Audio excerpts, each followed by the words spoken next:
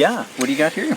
Well, you had just mentioned a few moments ago how some of the plants like edges of things, and this is a very common weed all over Canada, and it wasn't here. It's interesting that a lot of the wild plants that we talk about weren't here 400 years ago. Right. A lot of things like the dandelion were brought over intentionally, right?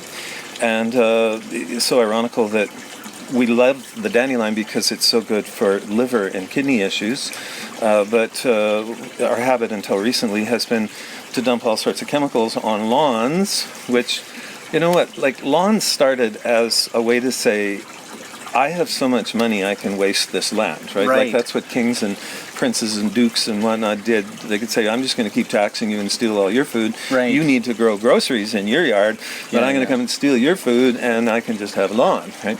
So we brought the dandelion over intentionally for liver work, and it comes up so early in the spring.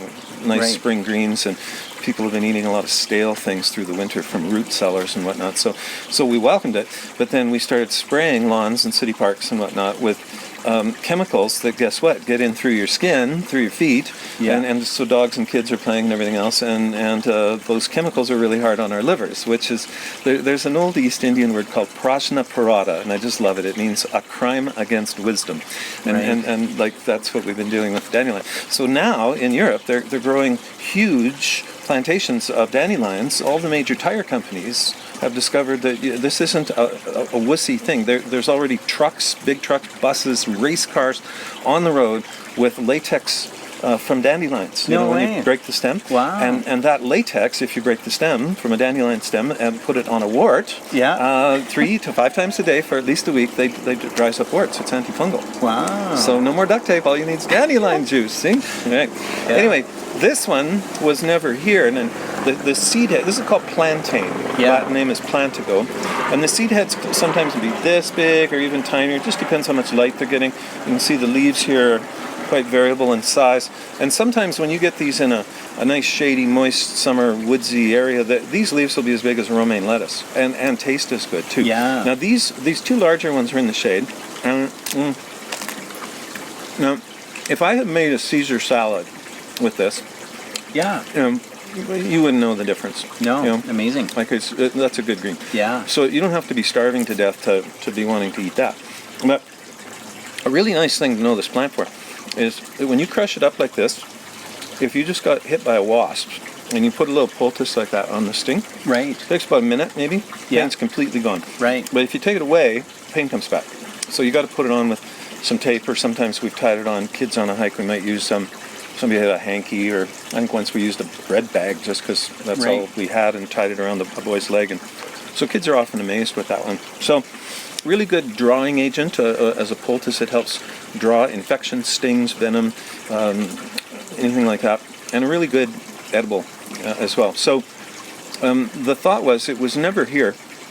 And as white people started engaging native guides, they were going on routes where the natives were always barefoot or in moccasins, occasionally a horse.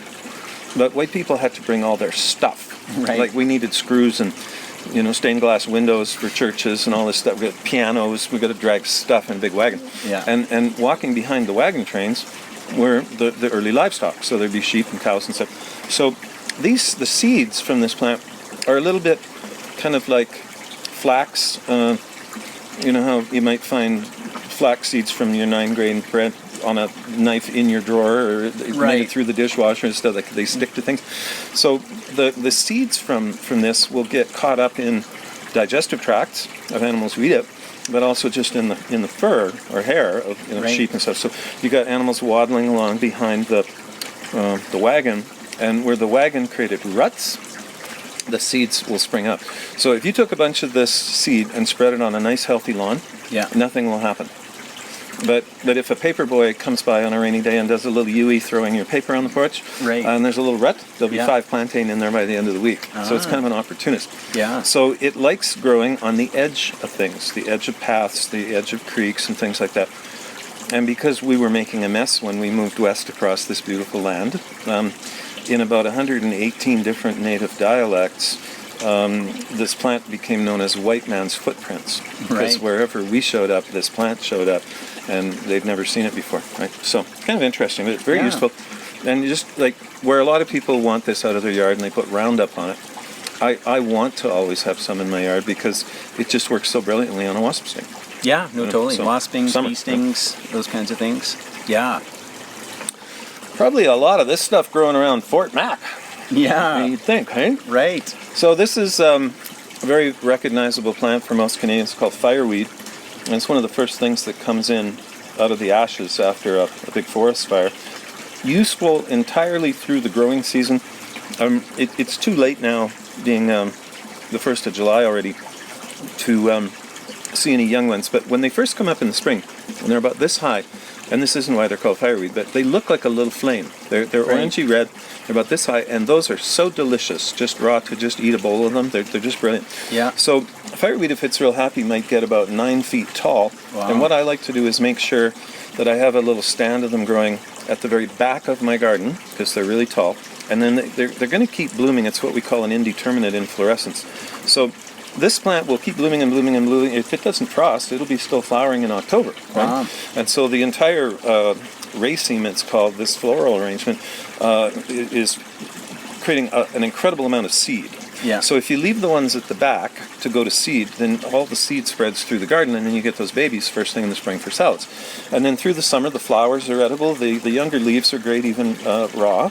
When you get the big mature leaves, they're starting to get a little more flavor, but I still chop them up. If they're growing in some shade, you can chop that up and put it in a salad, or do a pureed green, like to make a herb soup or something with them. You know, they're quite lovely. Mm-hmm. And Nice flavor, too. Yeah, they're Really good. very, very nice, useful plant. And there's a lot of medicinal things too that we'll cover in the course. But it's one that's easily identified and a very good survival food.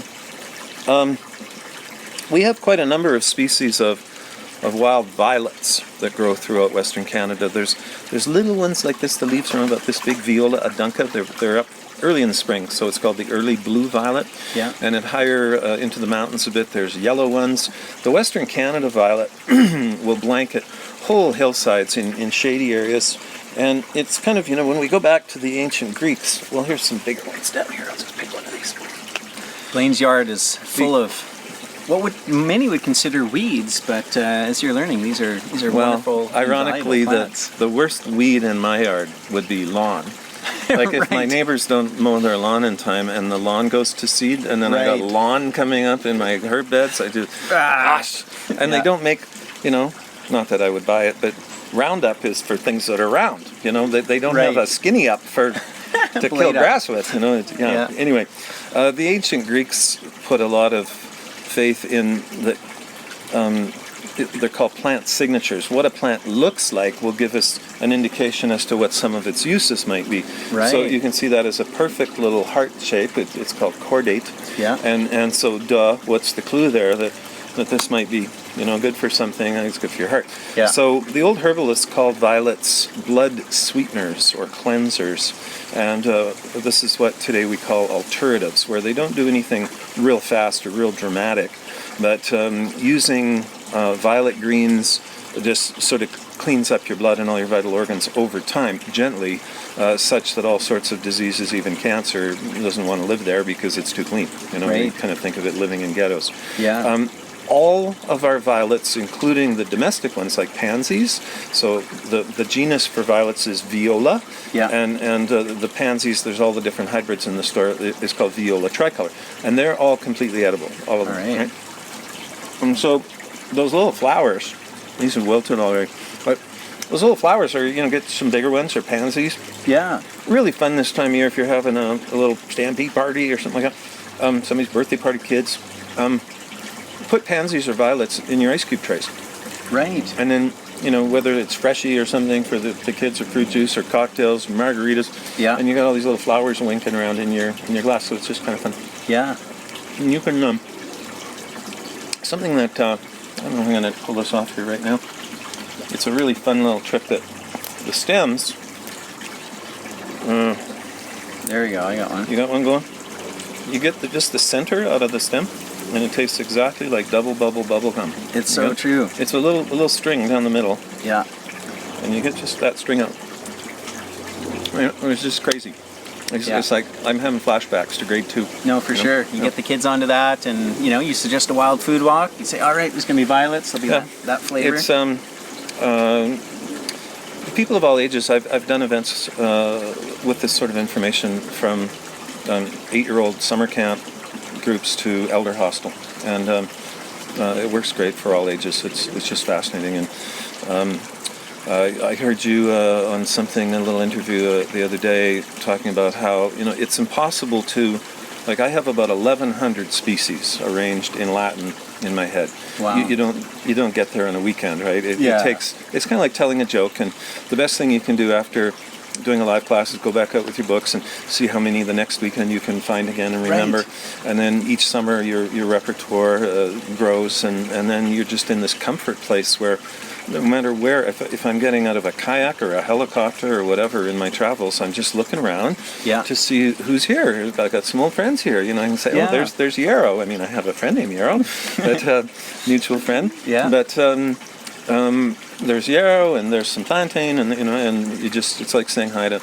old friends. So there's a lot to know, and it's a lot of fun learning. So it's good times. Okay, good. Well, thanks for being here and sharing. All right, thank you all.